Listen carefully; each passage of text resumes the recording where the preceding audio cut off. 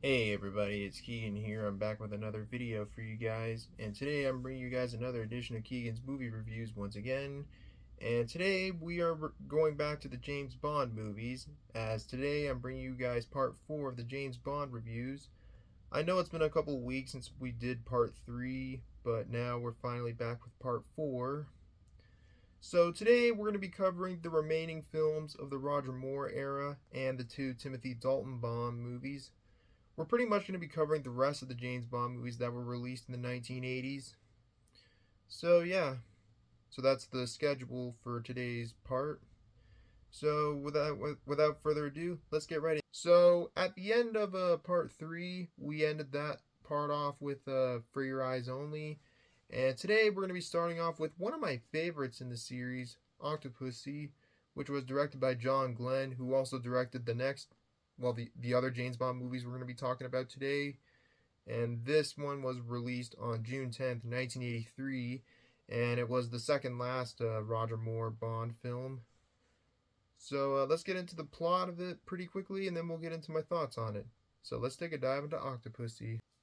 In this one, Bond is on a mission to stop a Soviet general from unleashing a nuclear warhead onto a NATO airbase, and along the way tries to figure out the mystery of the death of a MI6 agent who was murdered carrying a I forgot what it's like a jewel egg or something. I forgot what it's called, but it's like a fake one. He replaces it with a real one at an auction, and it leads him to a an Afghan prince and his associate named Octopussy, who runs like a circus or something, and they're on their way to stop the Soviet general from unleashing the nuclear warhead at the NATO air base.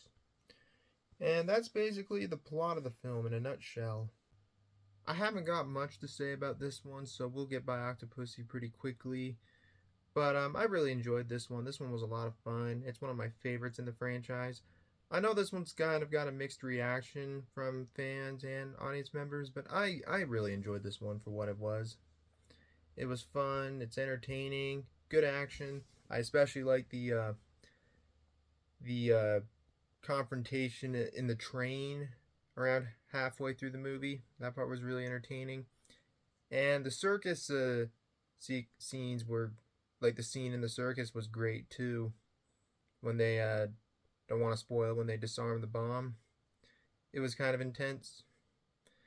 And all in all, it's just a really fun Bond movie. I can understand some people's criticism with this movie, but I still really enjoyed this one. I especially really like the theme song that's used at the opening credits, which was All Time High by Rita Coolidge. And definitely one of the best James Bond theme songs, in my opinion. But all in all, I really enjoyed Octopussy for what it was. It might not be everyone's favorite Bond movie, but I really, really enjoyed it for what it was. But anyways, I don't have anything else to add, so I'm going to give Octopussy a 7.9 out of 10. Now we move on to A View to a Kill, which is the last James Bond movie with Roger Moore. And this one was directed by John Glenn again, and was originally released on May 24th, 1985.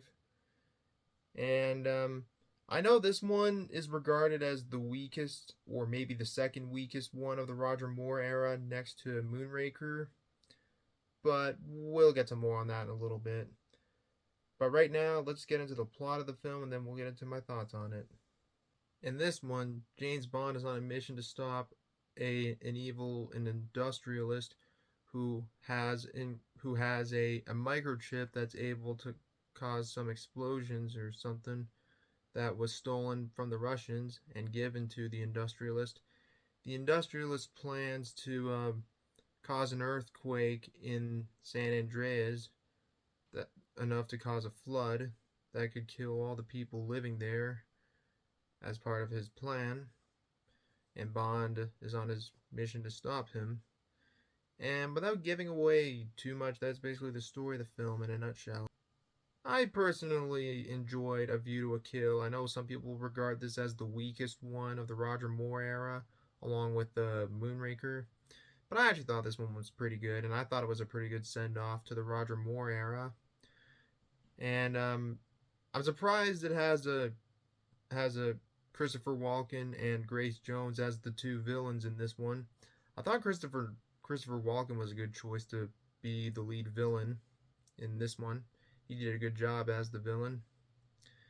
And yeah, much like the other Bond movies, it's got some good action, good music, and I really like the final confrontation, like at the Golden Gate Bridge around the end, where Bond and Zorin, that's the name of the villain, face off against each other in the Golden Gate Bridge. I thought that scene was pretty cool.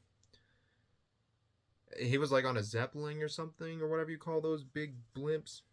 I thought that part was pretty cool. But all in all, I had fun with this one. I can understand why some people don't like it, but I enjoyed this one for what it was. I thought it was a pretty good send off to the Roger Moore era. It might not be everyone's favorite Bond movie, but I thought it was pretty good. But yeah, I don't really have a whole lot to say about this one, but I'm giving A View to a Kill a 7.8 out of 10. Well, that's that. That's the entire Roger Moore era of James Bond. To this day, Roger Moore is still the actor who played James Bond the most in a total of 7 movies. And now that we've covered all the Roger Moore movies, it's time to review the 2 Timothy Dalton Bond movies. So we're going to be continuing this off with another one of my favorites in the series, The Living Daylights. Again, directed by John Glenn and starring Timothy Dalton as James Bond. And this one was originally released on July 31st, 1987. And this was I believe this was the 15th James Bond film in the series. It was the 15th James Bond movie. But yeah, this is one of my favorites in the series, and this was also one of the first James Bond movies I ever watched. I think the first James Bond movie I actually watched was, I think it was Quantum of Solace or Casino Royale, but we'll be covering those when we get to the Daniel Craig era. But anyways, let's get into the plot, and then we'll get into my thoughts on it. So let's take a dive into The Living Daylights. At the beginning of this one, a 00 agent is murdered during a training practice, and James Bond helps a Soviet general who's defecting to the West, and the general, in exchange for his rescue, gives out some intel on a operation by the KGB that is relating to the murders of several 00 agents. And Bond, this mission sends him down to Afghanistan to face off against the KGB operative in charge of the operation and an American arms dealer who is collaborating with the KGB on this operation. So Bond must face off against these two and while dodging some assassins too. And that's basically the story of the film in a nutshell. I really enjoyed The Living Daylights. Like I mentioned before, this was one of the first James Bond movies I ever watched. I remember watching it on TV when I think I was 12 or something, a long time ago, back in 2013, and I remember really liking it. And yeah, this is definitely one of my favorites in the series.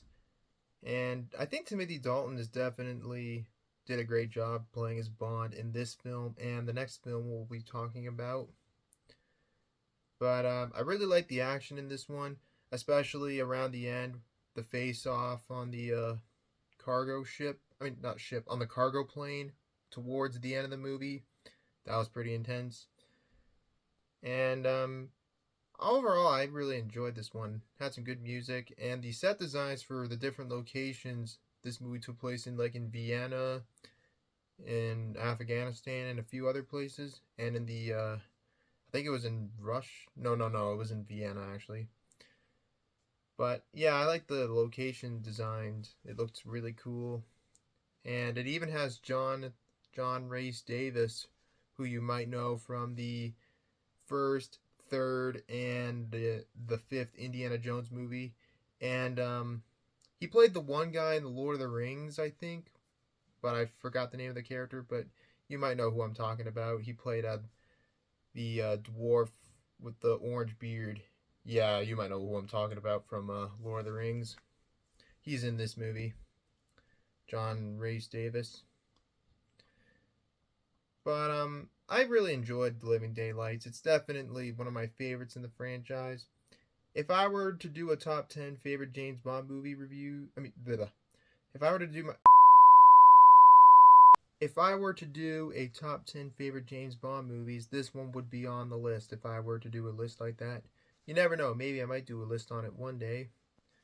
But overall, I really enjoyed The Living Daylights. It's definitely one of the best James Bond movies in the series. And it's just a really fun Bond film, and definitely one of the more entertaining films in the series. But anyways, I don't have anything else to add, so I'm giving The Living Daylights an 8 out of 10. Alright, we're going to talk about one more Bond movie, and then we're just going to call it a day. So we're going to wrap up part 4 with License to Kill, which is the second and final James Bond movie with Timothy Dalton. More on that later. And this one was directed by John Glenn once again and was released on July 14th, 1989. This would also be the final James Bond movie where John Glenn directs it. He, despite being involved with the Bond films since On Her Majesty's Secret Service, he directed a total of 5 Bond movies from For Your Eyes Only to License to Kill. And then after that, he would stop directing James Bond movies. This was also the last James Bond movie that would come out for over 7 years, as the next Bond film didn't come out until 1995, which was GoldenEye. However, we're going to get into that one in the next part.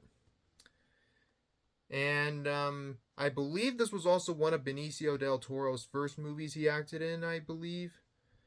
Because Benicio del Toro is in this movie, and I can't remember if this was his first movie he acted in or not, but this was one of his early films, that I know.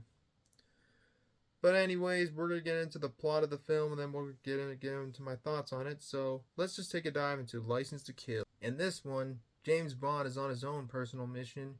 He set out to seek revenge on Fran Sanchez, a drug lord, after he nearly killed one of James Bond's closest allies named Felix, and was responsible for the murder of Felix's new wife around the very beginning of the film. However, MI6 doesn't think it's their problem, so they strip James Bond of his license to kill, even though they technically don't kick him out, but that doesn't stop Bond from seeking out his revenge on Sanchez. Will he succeed on taking his revenge on Sanchez, or will he die trying? Without giving away too much, that's basically the story of the film in a nutshell. Now, in my opinion, this is when the James Bond movies start to get a little darker, as this is one of the darker films in the franchise, I'd say. The reason I say this is, at one scene around the end, one of the bad guys gets pushed down. It's like a little crusher thingy.